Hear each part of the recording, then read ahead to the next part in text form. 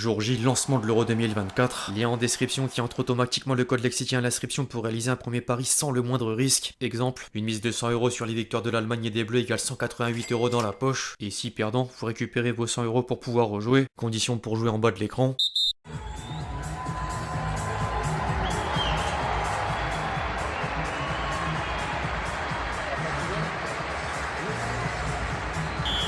L'équipe, j'espère que vous allez bien aujourd'hui, tout le monde l'attendait, et le voilà. L'Euro 2024 démarre ce soir à Munich avec un Allemagne-Écosse, et tous les yeux sont rivés sur la compétition comme l'atteste la une du jour de l'équipe. Le journal mentionne quelques-unes des plus grandes stars dans des étoiles qui ressemblent au drapeau européen. Mbappé, Modric, Van Dijk, De Bruyne, Rodri, Kroos, Kane, Donnarumma, Lewandowski, Ronaldo, Kvaratskhelia et Xhaka. De mon côté, je vais évidemment sortir des vidéos jusqu'au 14 juillet prochain sur l'événement, mais pas que. Le mercato estival a officiellement démarré en France ce lundi, et les clubs français passent la seconde malgré le flou autour des droits TV de la Ligue 1. À l'étranger, pareil. D'ailleurs, il y a parfois un lot inattendu. Après un passage à Montpellier, Mamadou Sakho s'est engagé au Torpedo Kutaisi, club géorgien. En parallèle, le jeu des chaises musicales chez les entraîneurs continue dans les 5 championnats majeurs. Bref, je vais pas en dire plus les amis, j'espère que vous accueillerez la série transfert comme d'habitude, c'est-à-dire avec un max de soutien. Et qui dit soutien, dit forcément le petit like. Merci à tous ceux qui prendront 2 secondes pour le faire. Trêve de blabla, transition.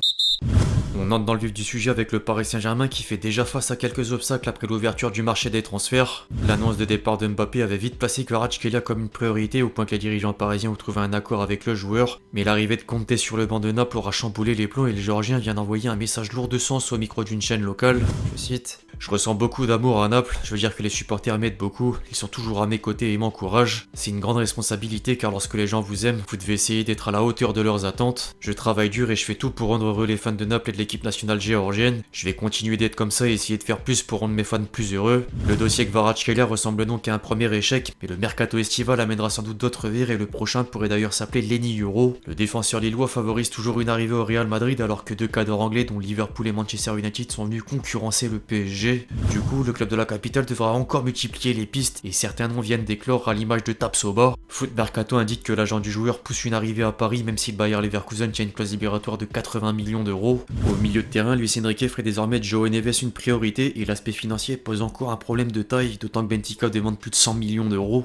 Un média brésilien rapporte d'une autre part que le champion de France est toujours intéressé par Guimarães et le fair play financier pourrait imposer une vente à Newcastle. En parallèle, la direction parisienne garde un œil sur Dani Olmo au même titre que le Bayern et Manchester City. Concernant Cherki, l'intérêt serait plutôt minime malgré les récentes rumeurs, mais l'OL reste bel et bien ouvert à un départ devant la quête de liquidité. Les dirigeants lyonnais ont d'ailleurs récupéré plus de 5 millions d'euros grâce au transfert définitif d'Alvero au Werder Brême. Le 6ème de Ligue 1 édition 2023-2024 devrait néanmoins enregistrer des renforts, et les 2 derniers scouts mènent à Niakate que Braga évalue entre 10 et 15 millions d'euros, et Lindstrom dans les discussions avec Naples porte sur les détails d'un prêt. L'autre Olympique s'apprête également à renflouer les caisses grâce au prêt avec option d'achat obligatoire de Vitinha, mais l'information du moment concerne surtout l'identité du prochain entraîneur. Contre toute attente, l'OM a obtenu un accord avec De Zerbi sur les termes d'un contrat de 3 ans et devrait verser près de 5 millions d'euros de compensation à Brighton. En parlant d'entraîneur, Montlens vient quant à lui d'officialiser l'avenue du successeur de Francaise dans la personne de Will Steele. Du côté de Nice, Jean-Pierre Rivière tenait à répondre au sujet de la supposée vente du gym Paris-Néos dans les colonnes de l'équipe.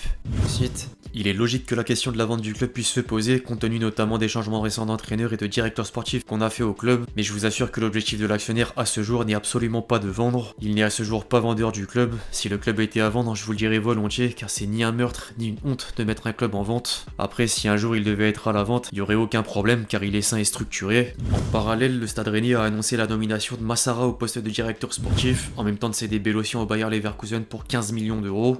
Le club breton aurait d'une autre part coché le nom de Djuric en cas de départ de Julien Stéphan. En dehors de Rennes, le Kamikotadze livrera sans doute un verdict après l'Euro 2024, mais le joueur a confirmé le souhait de rester dans l'élite la saison prochaine. Je cite: la saison prochaine, je jouerai en Ligue 1, je peux le confirmer. Je vais rester en France, mais je connais pas encore le club, ce sera bientôt clair. L'équipe avait d'ailleurs donné l'avantage à Monaco devant Lyon, Rennes ou encore Lens, sauf que le Géorgien a démenti dans la foulée par le biais d'une story sur Instagram. Je cite: bonjour à tous, petite info par rapport à mon transfert, j'ai toujours pas fait mon choix concernant mon futur club, je serais ravi de vous annoncer ma décision. Merci à tous. Outre Mikotadze, sinon le vice-champion de France s'attend à recevoir des offres pour Youssouf Fofana qui tient un bon de sortie. Et Strasbourg pourrait d'une autre part profiter du lien avec Chelsea pour mettre la main sur une pépite brésilienne du nom de Pedro Lima. En parlant de Chelsea et de pépites brésiliennes, les Blues font partie des prétendants pour Michael Olise et West Ham s'est attaché les services de Luis Guilherme en provenance de Palmeiras pour la bagatelle de 30 millions d'euros. En parallèle, Newcastle a formé une offre de 20 millions d'euros dont 5 de bonus au Barça pour Ferran Torres après l'arrivée libre de Lloyd Kelly. Manchester United aurait fait le choix de conserver Eric Ten Hag en tant que coach, en même temps de placer Sancho sur la liste des ventes et cible des profils défensifs. Les Red Devils ont trouvé un accord avec Jarrad Braithwaite dont le prix est fixé à 83 millions d'euros par Everton, mais suivent également avec attention la situation de De Ligt en partance du Bayern. Les Bavarois viennent de recruter Hiroki Ito contre un chèque d'environ 30 millions d'euros et le Néerlandais pourrait quitter la Bavière de la même manière que Kimmich, Goretzka, Coman, Gnabry ou encore Mazraoui. En parallèle, Max Eberl pousse encore l'arrivée de Palhinha mais initie également des contacts avec l'entourage de Levi Colwill, même si la priorité s'appelle toujours Jonathan Tah. Le rival historique officialise quant à lui deux départs importants en l'espace de quelques heures. Dortmund a acté les séparations d'un accord commun avec Terzic et Hummels qui part libre à l'âge de 35 ans. Le BVB a vite dévoilé l'identité du nouvel entraîneur qui n'est autre que Nuri Sahin. Leipzig est passé devant le Bayern concernant Ouedraogo, tandis que le Bayer Leverkusen fait un deuxième coup au-dessus de 15 millions d'euros avec Alej Garcia. Du côté de l'Italie, la Lazio, la Juventus et l'AC Milan ont respectivement nommé Baroni, Motta et Fonseca sur leur banc. En parallèle, la vieille dame est sur le point de s'accorder avec Aston Villa pour récupérer Douglas Luiz contre 20 millions d'euros plus McKennie et Ealing Jr. dans l'opération.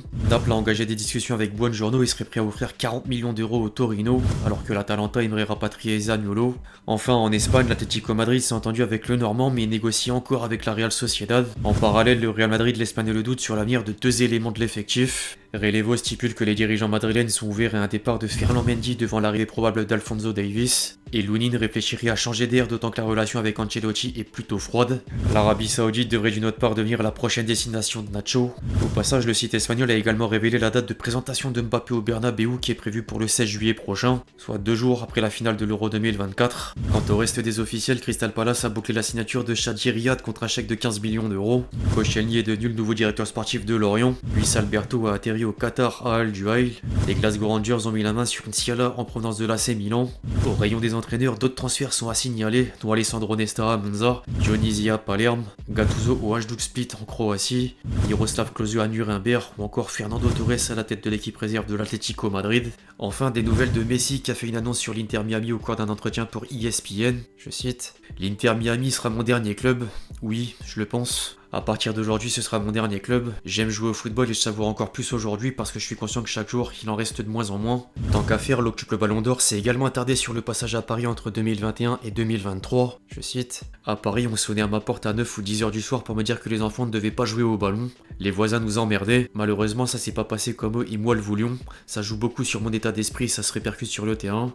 À Paris, sur le plan personnel, j'étais pas bien. Ce fut un changement dur et difficile pour nous. Nous nous attendions pas à devoir quitter Barcelone, c'était pas un choix, c'était aussi une expérience de vie. Lorsque j'étais à Paris, la plus belle des choses qui me soit arrivée, c'est d'être champion du monde. Le PSG qui reprend une balle perdue de l'un, si ce n'est le meilleur joueur de l'histoire du football. Avis aux supporters parisiens."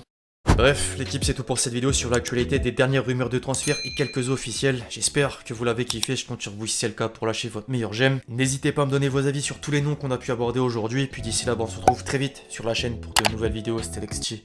Ciao.